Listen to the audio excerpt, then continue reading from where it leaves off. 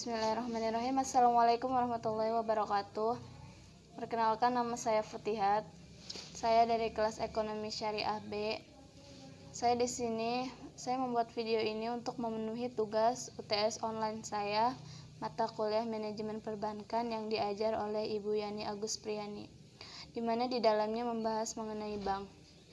Dasar-dasar hukum bank, yaitu Undang-Undang Nomor 10 Tahun 1998, di mana undang-undang ini lahir ketika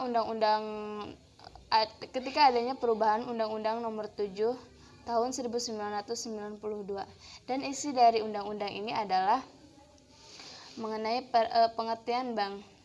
Isinya adalah bank adalah badan usaha yang menghimpun dana dalam bentuk simpanan dan menyalurkan dana dalam bentuk kredit dan atau dalam bentuk lainnya untuk meningkatkan taraf hidup masyarakat banyak.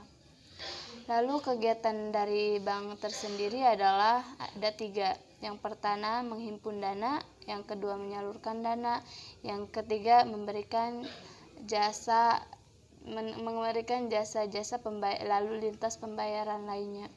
Yang pertama yaitu menghimpun dana dalam bentuk simpanan, yaitu contohnya giro, tabungan, dan juga deposito. Yang kedua yaitu menyalurkan dana dalam bentuk kredit kepada masyarakat, seperti kredit investasi, kredit perdagangan, kredit modal kerja, kredit produktif, atau juga kredit konsumtif. Lalu yang ketiga yaitu jasa pembayaran lalu lintas pembayaran lainnya. Contohnya itu pembayaran pajak, pembayaran listrik, cicilan, setoran dari kredit motor, dan juga jasa pembayaran lainnya. Adapun selanjutnya yaitu mengenai peran Bank Indonesia terhadap pemerintah. Bank Indonesia setiap awal tahun anggaran memberikan informasi tertulis mengenai anggaran pelaksanaan kebijakan moneter dan juga menyampaikan rencana-rencana kebijakan moneter yang akan datang. Bank BI ini membantu menerbitkan surat-surat hutang guna membiayai APBN. Bank BI juga berperan sebagai kasir pemerintah. Lalu setiap sidang kabinet Bank BI ini hadir untuk memberikan tanggapan atau menyampaikan pendapatnya untuk kebijakan pemerintah yang akan diresmikan, yang akan ditata ulang atau yang akan direncanakan. Sebelum saya melanjutkan dan menerangkan sesuatu pembahasan di video ini, saya mengucapkan turut berduka cita untuk bumiku, untuk planetku, dan untuk negeriku. Seluruh dunia sudah mengetahui bahwasanya kita sedang ditimpa musibah, yaitu musibah penyakit yang bernama COVID-19, di mana COVID-19 ini memberikan imbas negatif kepada semua pihak, entah itu individu maupun perkelompok. Lalu pemerintah memberikan kebijakan yaitu social distancing atau jaga jarak, yaitu tetap berdiam diri di rumah dan menjalankan aktivitas lainnya di rumah agar membantu memutus rantai penyebaran virus ini.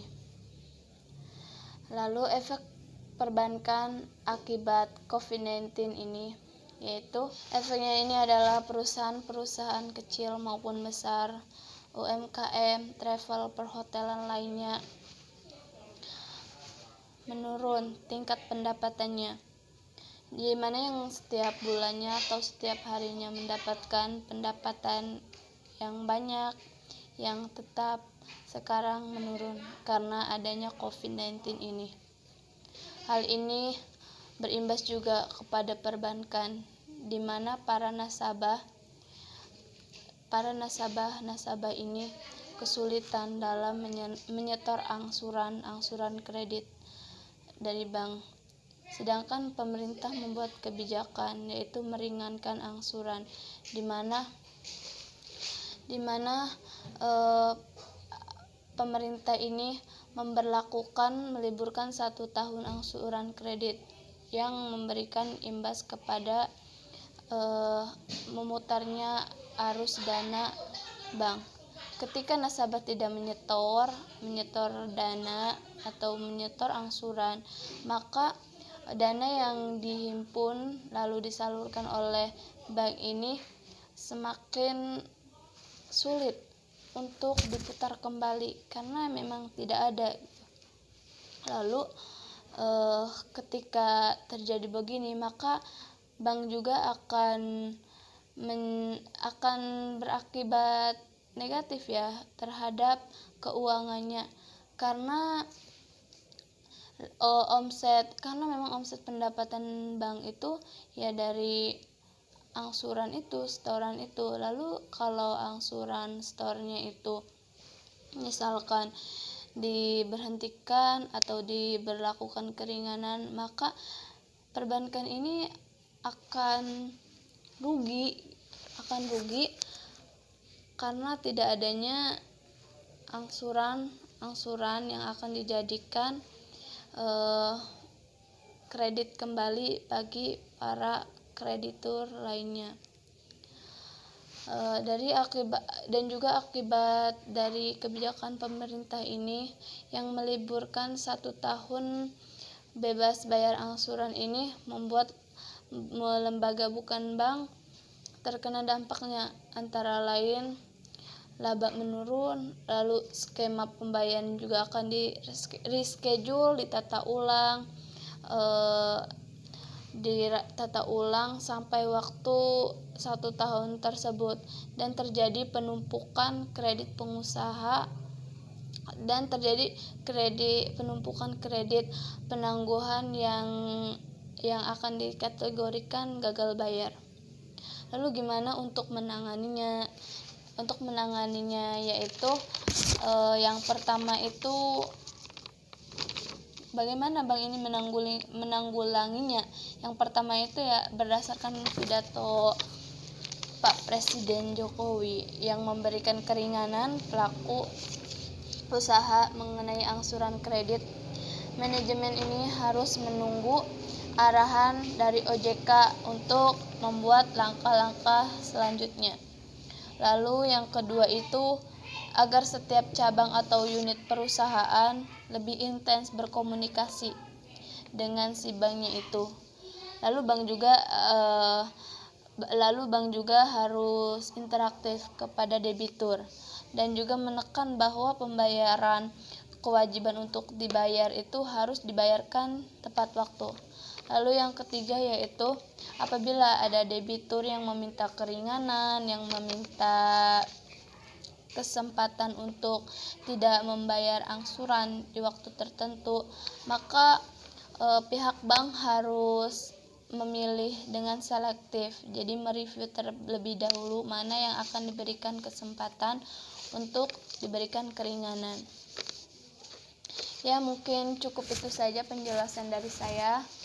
Mohon maaf jika ada kata-kata yang salah atau penyampaian yang kurang dipahami atau juga penyampaian yang berbelit-belit.